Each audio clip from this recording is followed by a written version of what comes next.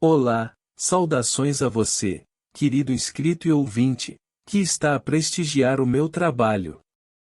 Na audição de hoje um conto de Machado de Assis, nomeado Entre Santos.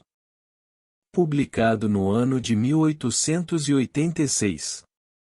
Por gentileza, se o meu trabalho lhe trouxe agrado, deixe seu like e se inscreva no canal. Caso obteve uma experiência de desagrado, deixe nos comentários, pois a vossa avaliação será considerada e aplicada. Desde já, agradeço pela preferência e desejo-lhe uma excelente audição. Entre Santos. Quando eu era capelão de São Francisco de Paula, contava um padre velho, aconteceu-me uma aventura extraordinária. Morava ao pé da igreja, e recolhi-me tarde, uma noite. Nunca me recolhi tarde que não fosse ver primeiro se as portas do templo estavam bem fechadas. Achei-as bem fechadas, mas lobriguei luz por baixo delas. Corri assustado à procura da ronda, ou não a achei, tornei atrás e fiquei no adro, sem saber que fizesse. A luz, sem ser muito intensa, era o demais para ladrões, além disso notei que era fixa e igual, não andava de um lado para outro, como seria a das velas ou lanternas de pessoas que estivessem roubando. O mistério arrastou-me, fui à casa buscar as chaves da sacristia, o sacristão tinha ido passar a noite em Niterói, benzi-me primeiro, abri a porta e entrei. O corredor estava escuro. Levava comigo uma lanterna e caminhava devagarinho, calando o mais que podia o rumor dos sapatos. A primeira e a segunda porta que comunicam com a igreja estavam fechadas, mas via-se a mesma luz, porventura, mais intensa que do lado da rua. Fui andando, até que dei com a terceira porta aberta. Pus a um canto a lanterna, com o meu lenço por cima, para que me não vissem de dentro, e aproximei-me a espiar o que era. Detive-me logo. Com efeito, só então adverti que viera inteiramente desarmado e que ia correr grande risco aparecendo na igreja sem mais defesa que as duas mãos. Correram ainda alguns minutos. Na igreja a luz era a mesma, igual e geral, e de uma cor de leite que não tinha a luz das velas. Ouvi também vozes, que ainda mais me atrapalharam, não cochichadas nem confusas, mas regulares, claras e tranquilas, à maneira de conversação. Não pude entender logo o que diziam. No meio disto, assaltou-me uma ideia que me fez recuar. Como naquele tempo os cadáveres eram sepultados nas igrejas, imaginei que a conversação podia ser de defuntos. Recuei espavorido, e só passado algum tempo, é que pude reagir e chegar outra vez à porta, dizendo a mim mesmo que semelhante ideia era um disparate. A realidade ia dar-me coisa mais assombrosa que um diálogo de mortos. Encomendei-me a Deus, benzi-me outra vez e fui andando, sorrateiramente, encostadinho à parede, até entrar. Vi então uma coisa extraordinária. 2 dos 3 santos do outro lado, São José e São Miguel, à direita de quem entra na igreja pela porta da frente, tinham descido dos nichos e estavam sentados nos seus altares. As dimensões não eram as das próprias imagens, mas de homens. Falavam para o lado de cá, onde estão os altares de São João Batista e São Francisco de Sales. Não posso descrever o que senti. Durante algum tempo, que não chego a calcular, fiquei sem ir para diante nem para trás, arrepiado e trêmulo. Com certeza, andei beirando o abismo da loucura, e não caí nele por misericórdia divina. Que perdi a consciência de mim mesmo e de toda outra realidade que não fosse aquela, tão nova e tão única, posso afirmá-lo, só assim se explica a temeridade com que, dali a algum tempo, entrei mais pela igreja, a fim de olhar também para o lado oposto. Vi aí a mesma coisa, São Francisco de Sales e São João, descidos dos nichos, sentados nos altares e falando com os outros santos. Tinha sido tal a minha estupefação que eles continuaram a falar, creio eu, sem que eu sequer ouvisse o rumor das vozes. Pouco a pouco, adquiri a percepção delas e pude compreender que não tinham interrompido a conversação. Distingui-as, ouvi claramente as palavras, mas não pude colher desde logo o sentido. Um dos santos, falando para o lado do altar-mor, fez-me voltar a cabeça, e vi então que São Francisco de Paula, o oráculo da igreja, fizera a mesma coisa que os outros e falava para eles, como eles falavam entre si. As vozes não subiam do tom médio e, contudo, ouviam-se bem, como se as ondas sonoras tivessem recebido um poder maior de transmissão. Mas, se tudo isso era espantoso, não menos o era a luz, que não vinha de parte nenhuma, porque os lustres e castiçais estavam todos apagados, era como um luar, que ali penetrasse, sem que os olhos pudessem ver a lua, comparação tanto mais exata quanto que, se fosse realmente luar, teria deixado alguns lugares escuros, como ali acontecia, e foi num desses recantos que me refugiei. Já então procedia automaticamente. A vida que vivi durante esse tempo todo, não se pareceu com a outra vida anterior e posterior. Basta considerar que, diante de tão estranho espetáculo, fiquei absolutamente sem medo, perdi a reflexão, apenas sabia ouvir e contemplar. Compreendi, no fim de alguns instantes, que eles inventariavam e comentavam as orações e implorações daquele dia. Cada um notava alguma coisa. Todos eles, terríveis psicólogos, tinham penetrado a alma e a vida dos fiéis, e desfibravam os sentimentos de cada um, como os anatomistas escalpelam um cadáver. São João Batista e São Francisco de Paula, duros ascetas, mostravam-se às vezes enfadados e absolutos. Não era assim São Francisco de Sales, esse ouvia ou contava as coisas com a mesma indulgência que presidira ao seu famoso livro da Introdução à Vida Devota. Era assim, segundo o temperamento de cada um, que eles iam narrando e comentando. Tinham já contado casos de fé sincera e castiça, outros de indiferença, dissimulação e versatilidade. Os dois ascetas estavam a mais e mais anojados, mas São Francisco de Sales recordava-lhes o texto da Escritura, e muitos são os chamados e poucos os escolhidos, significando assim que nem todos os que ali iam à igreja levavam o coração puro. São João abanava a cabeça. Francisco de Sales, digo-te que vou criando um sentimento singular em santo, e começo a descrer dos homens. Exageras tudo, João Batista, atalhou o santo bispo, não exageremos nada. Olha, ainda hoje aconteceu aqui uma coisa que me fez sorrir, e pode ser, entretanto, que te indignasse. Os homens não são piores do que eram em outros séculos, descontemos o que há neles ruim, e ficará muita coisa boa. Crê isto e hás de sorrir ouvindo o meu caso. Eu, tu, João Batista, e tu também, Francisco de Paula, e todos vós haveis de sorrir comigo, pela minha parte, posso fazê-lo, pois já intercedi e alcancei do Senhor aquilo mesmo que me veio pedir esta pessoa. Que pessoa?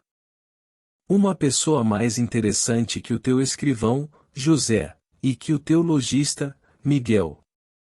Pode ser, atalhou São José, mas não há de ser mais interessante que a adúltera que aqui veio hoje prostrar-se a meus pés. Vinha pedir-me que lhe limpasse o coração da lepra da luxúria. Brigara ontem mesmo com o namorado, que a injuriou torpemente, e passou a noite em lágrimas. De manhã, determinou abandoná-lo e veio buscar aqui a força precisa para sair das garras do demônio. Começou rezando bem, cordialmente, mas pouco a pouco vi que o pensamento a ia deixando para remontar aos primeiros deleites. As palavras paralelamente, iam ficando sem vida. Já a oração era morna, depois fria, depois inconsciente, os lábios, afeitos à reza, iam rezando, ou mais a alma, que eu espiava cá de cima, essa já não estava aqui, estava com outro.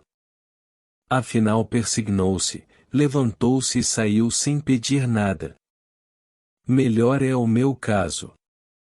Melhor que isto?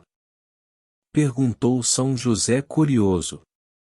Muito melhor, respondeu São Francisco de Sales, e não é triste como o dessa pobre alma ferida do mal da terra, que a graça do Senhor ainda pode salvar.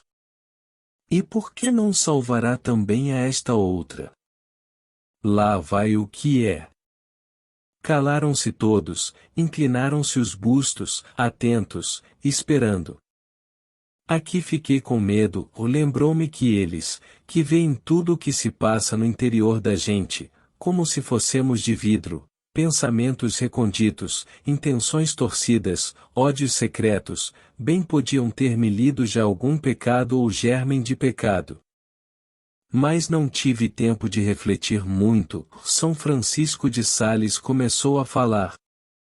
Tem 50 anos o meu homem, disse ele, a morrar está de cama, doente de uma erisipela na perna esquerda.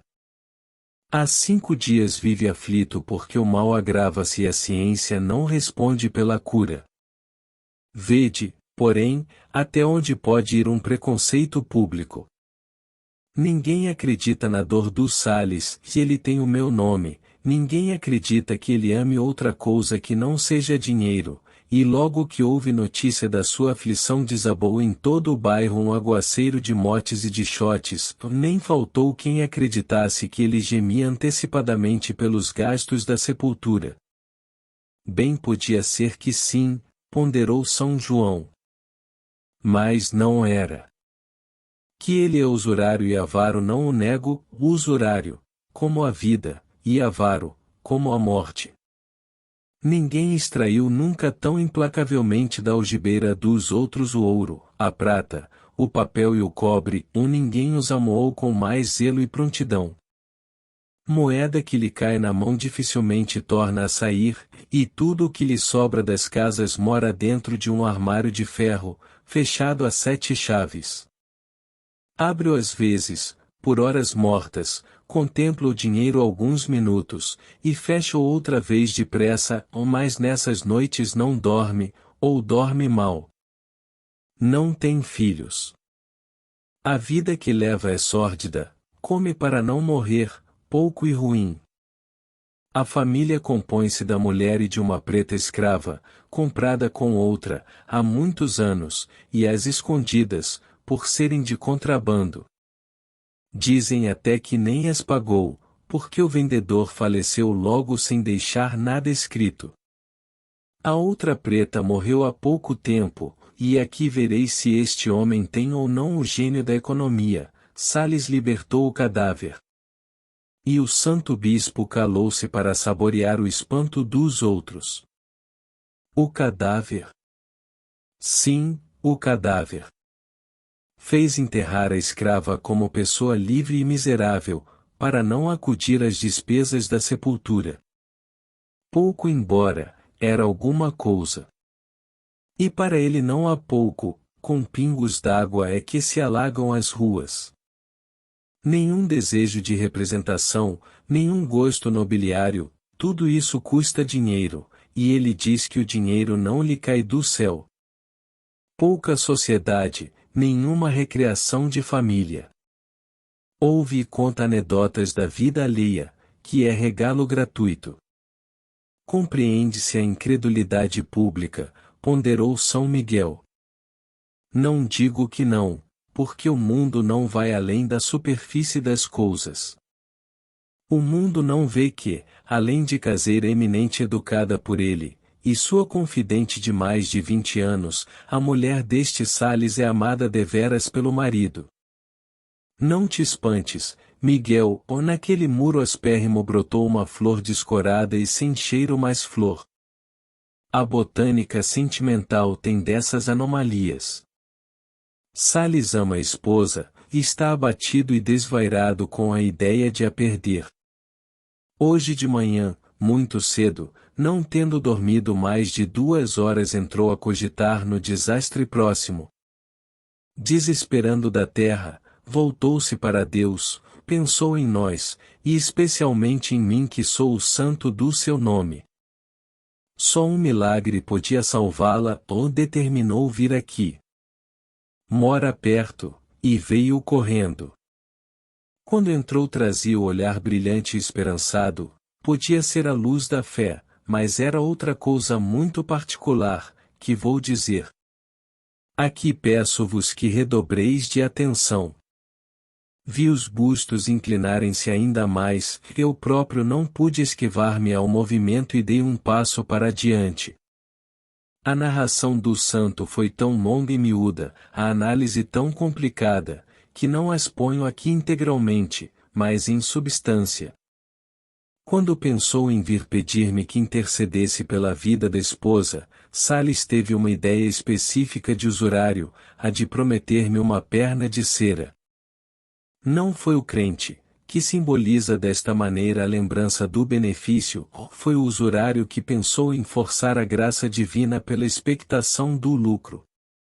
E não foi só a usura que falou, mas também a avareza, porque em verdade, dispondo-se à promessa, mostrava ele querer deveras a vida da mulher, se intuição de avaro, despender é documentar, só se quer de coração aquilo que se paga a dinheiro, disse-lhe a consciência pela mesma boca escura. Sabeis que pensamentos tais não se formulam como outros, nascem das entranhas do caráter e ficam na penumbra da consciência. Mas eu li tudo nele logo que aqui entrou alvoroçado, com o olhar fúlgido de esperança, o li tudo e esperei que acabasse de benzer-se e rezar. Ao menos, tem alguma religião, ponderou São José. Alguma tem, raiz vaga e econômica. Não entrou nunca em irmandades e ordens terceiras, porque nelas se rouba o que pertence ao Senhor, é o que ele diz para conciliar a devoção com a algibeira. Mas não se pode ter tudo, é certo que ele teme a Deus e crê na doutrina. Bem, ajoelhou-se e rezou. Rezou.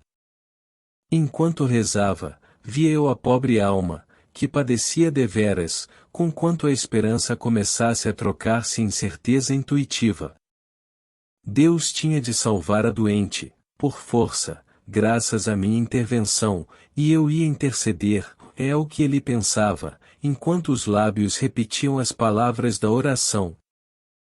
Acabando a oração, ficou Salles algum tempo olhando, com as mãos postas, lá afinal falou a boca do homem, falou para confessar a dor, para jurar que nenhuma outra mão, além da do Senhor, podia atalhar o golpe. A mulher ia morrer, e ia morrer, e ia morrer. E repetia a palavra, sem sair dela. A mulher ia morrer. Não passava adiante. Prestes a formular o pedido e a promessa não achava palavras idoneias, nem aproximativas, nem sequer dúbias, não achava nada, tão longo era o descostume de dar alguma coisa. Afinal saiu o pedido, a mulher ia morrer, ele rogava-me que a salvasse, que pedisse por ela ao Senhor. A promessa, porém, é que não acabava de sair. No momento em que a boca ia articular a primeira palavra, a garra da avareza mordia-lhe as entranhas e não deixava sair nada. Que a salvasse, e que intercedesse por ela. No ar, diante dos olhos, recortava-se-lhe a perna de cera, e logo a moeda que ela havia de custar. A perna desapareceu, mas ficou a moeda, redonda, luzidia, amarela, ouro puro, completamente ouro, melhor que o dos castiçais do meu altar, apenas dourados. Para onde quer que virasse os olhos, via a moeda, girando, girando, girando. E os olhos a palpavam, de longe, e transmitiam-lhe a sensação fria do metal e até a do relevo do cunho. Era ela mesma, velha amiga de longos anos, companheira do dia e da noite, era ela que ali estava no ar, girando, às tontas, era ela que descia do tecto, ou subia do chão, ou rolava no altar, indo da epístola ao evangelho, ou tilintava nos pingentes do lustre. Agora a súplica dos olhos e a melancolia deles eram mais intensas e puramente voluntárias. Vi-os alongarem-se para mim, cheios de contrição, de humilhação, de desamparo, e a boca ia dizendo algumas coisas soltas, Deus, os anjos do Senhor, as bentas chagas, palavras lacrimosas e trêmulas, como para pintar por elas a sinceridade da fé e a imensidade da dor. Só a promessa da perna é que não saía. Às vezes, a alma, como pessoa que recolhe as forças, a fim de saltar um valo, fitava longamente a morte da mulher e rebolcava-se no desespero que ela lhe havia de trazer, mas, à beira do valo, quando ia a dar o salto, recuava. A moeda emergia dele e a promessa ficava no coração do homem. O tempo ia passando. A alucinação crescia, porque a moeda, acelerando e multiplicando os saltos, multiplicava-se a si mesma e parecia uma infinidade delas, e o conflito era cada vez mais trágico.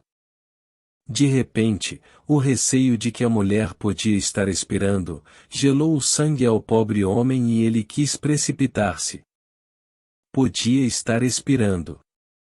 Pedia-me que intercedesse por ela, que a salvasse. Aqui o demônio da avareza sugeria-lhe uma transação nova, uma troca de espécie dizendo-lhe que o valor da oração era superfino e muito mais excelso que o das obras terrenas. E o Salles, curvo, contrito, com as mãos postas, o olhar submisso, desamparado, resignado, pedia-me que lhe salvasse a mulher. Que lhe salvasse a mulher, e prometia-me 300, não menos, 300 Padre Nossos e 300 Ave Marias. E repetia enfático, 300, 300, 300. Foi subindo, chegou a 500, a 1000 Padre Nossos e 1000 Ave Marias. Não via esta soma escrita por letras do alfabeto, mas em algarismos, como se ficasse assim mais viva, mais exata, e a obrigação maior, e maior também a sedução. 1000 Padre Nossos, 1000 Ave Marias. E voltaram as palavras lacrimosas e trêmulas, as bentas chagas, os anjos do Senhor. 1000, 1000, 1000.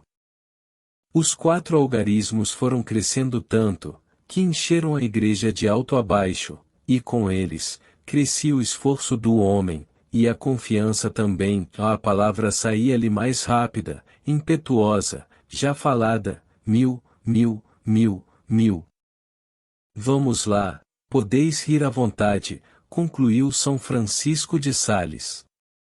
E os outros santos riram efetivamente, não daquele grande riso descomposto dos deuses de Homero, quando viram o coxo Vulcano servir à mesa, mas de um riso modesto, tranquilo, beato e católico. Depois, não pude ouvir mais nada. Caí redondamente no chão. Quando dei por mim era dia claro.